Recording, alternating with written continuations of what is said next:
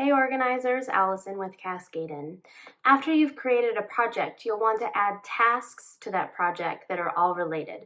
So to do that, from the left navigation panel, you can click on Projects, which will take you to your project list view. Click on the project that you want to add tasks to, and then you'll see an element called Tasks, and when you click on this plus icon here, you'll be able to create a task. Now, just like with projects, all you need to do is give it a name, and then you can decide what else you want to add. Now, there's one thing about tasks that I want to point out right now, and that is that there are different outcomes that you can select. So the first type, the default, is a single outcome. So either it's for yourself or you're working with a team to produce one thing together.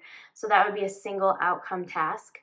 The other is a multiple outcome. So maybe you're giving this task to other people and they each are going to produce something for that task. So it's not as collaborative, but you just have to create it once. So I'm going to leave this as a single task. I'm going to hit save. And now you'll see that that task is now listed under the project, and you can add as many as you need to this project to document, track, and organize your work.